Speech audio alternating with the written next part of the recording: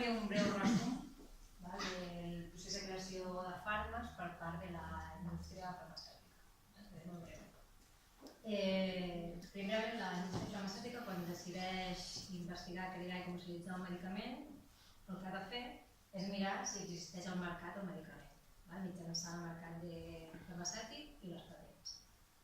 Posteriorment, a l'empresa farmacèutica li genera un cost cada nou fàrmac de 800 milions d'euros. Són molts de diners.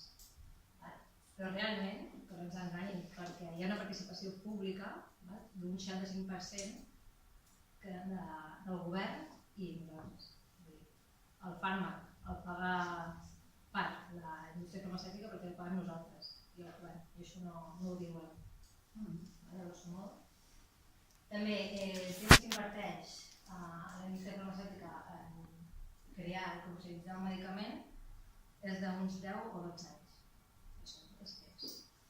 Finalment, la indústria farmacèutica es basa en els paràmetres anteriorment esmentats, si existeix el medicament, els diners que li costa el fàrmac i el temps que cal invertir.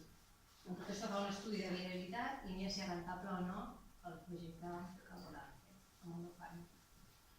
Si decideixen que és rentable, tirar endavant i iniciem el procés d'investigació i creació del fàrmac, han de sol·licitar la patent, per tal que la competència no els tregui l'exclusivitat d'aquest producte. I durant 20 anys, l'empresa farmacèutica li posa l'exclusivitat. Només pot fer ús d'aquella invenció de l'empresa farmacèutica. I per finalitzar, realment, si comptem que la patent són 20 anys i el medicament, entre que s'investiga i es crea, és de 10 o 12 anys, la indústria només disposa de 8 anys per treure-li rentabilitat al medicament. Sí? Sí? Però que no us enganyin, perquè tots coneixeu l'Evecapon, el medicament sí que és un protector estomacal que és assequible per la butxaca de tothom, doncs l'empresa que la va patentar el 1988 fins a la data, que han passat uns 38 anys, ha tingut un benefici global de 6.200 milions d'euros per any. I la conclusió, per a Juanjo. Molt bé. Totes les dades que ens has posat els meus companys ens aboquen aquí, en aquesta pantalla, que són 4 dades molt simbòliques, perquè ens fem una idea de com és l'empresa, què significa l'empresa farmacèutica, quina relació té amb la societat. Doncs, les primeres dades que tenim és que a l'Àfrica hi ha 25 milions de persones que estan contagiades amb el VIH. 25 milions de persones. Si pensem en aquesta dada, és una barbaritat. El 70% de les persones que estan contagiades a la SIDA són de l'Àfrica. El 70%, això vol dir que el 30% restant són de països del primer món. A Europa són solament 2,5 milions de persones. Si potser en Europa hi ha més persones vivint que a l'Àfrica. Com pot ser que solament hi hagi 2,5 milions de persones contagiades? Les polítiques de l'Estat, les empreses farmacèutiques, venen en aquests països els seus fàrmacs, els hi surt a compte, pacten amb els governs corruptes o dictatorials. Quin paper té l'empresa farmacèutica en tot això? La tuberculosi té com una altra malaltia molt important, que les primeres dates de la tuberculosi parlen d'abans de l'any 450 abans de Crist. Estem parlant que porten la tuberculosi a la humanitat 2.600 milions d'anys amb nosaltres. És una passada. Encara ha d'existir la tuberculosi. Tal com tots coneixem les investigacions farmacèutiques que avui dia estan fent clonació d'òrgans de persones, no es pot trobar algun fàrmac per curar la tuberculosi? Encara han de morir 400.000 persones. Jo que soc de Badalona, a Badalona em sembla que són 200 i pico mil habitants. És com si cada any el doble de la població de Badalona morís 2 cops per la tuberculosi únicament. Espectacular, les dades. El càncer. Malauradament, tots hem tingut algun familiar, amic, que ha patit càncer. 14 milions de persones moren a l'any al càncer. És espectacular, 14 milions de persones. A Catalunya quan són? 100 milions? O sigui, cada any el doble del nostre país mor. Cada any. Pel càncer. O sigui, són dades que quan un es posa a mirar per fer treballs com aquest, la posen la pell una mica de punta, com si diguéssim.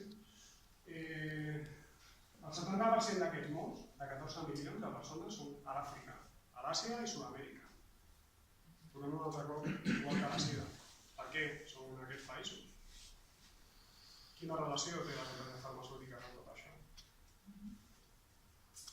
Als Estats Units, únicament la inversió que fan pel càncer és de 156.000 milions de dòlars anuals. 156.000 milions de dòlars. O sigui, això jo crec que és el pressupost potser de tota l'Àfrica sencera.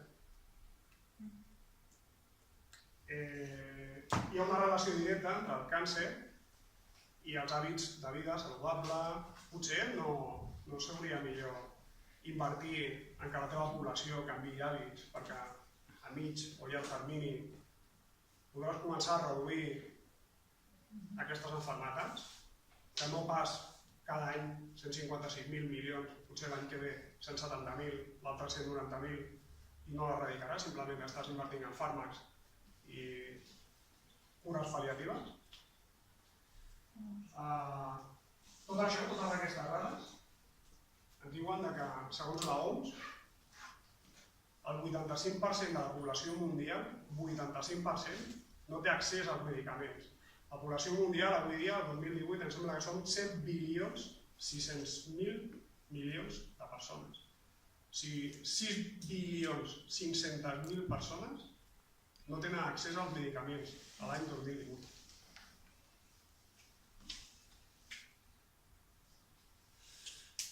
Aleshores, nosaltres, el nostre projecte, arribem a unes conclusions que us volem exposar. Imagino que tots, abans de fer aquesta exposició, ja teníem més o menys un pensament de què és una empresa farmacèutica, la relació que té amb la societat, el món sanitari. Per una empresa farmacèutica, una malaltia és una possibilitat de fer un negoci o és una possibilitat de curar-la? Això cadascú pot fer totes aquestes dades. Per a les farmacèutiques, les persones són clients o són pacients de futur. Les investigacions per a curar les malalties més greus que existeixen, la sida, tuberculosi, càncer, lepres, milers d'enfermetats que hi ha en el món, haurien d'estar en mans de les farmacèutiques o d'organismes internacionals com l'OMS, com l'ONU, que siguin les encarregades de supervisar mitjançant financiacions a cada estat segons el seu poder adquisitiu, que aboquin diners en aquestes organitzacions i que siguin elles que creïn les investigacions per curar tot això i no en mans de les farmacèutiques, empreses privades que al final l'únic que volen és lucrar-se econòmicament a costa de la salut de tots, perquè en un moment o un altre tots patirem alguna malaltia. Per la qual cosa, i per finalitzar, hauria de fixar l'OMS, l'Organització Mundial de la Salut, els preus dels medicaments a nivell mundial, sobretot en els països del tercer món. Són una pluja d'idees i de preguntes i esperem que us hagi agradat la nostra presentació.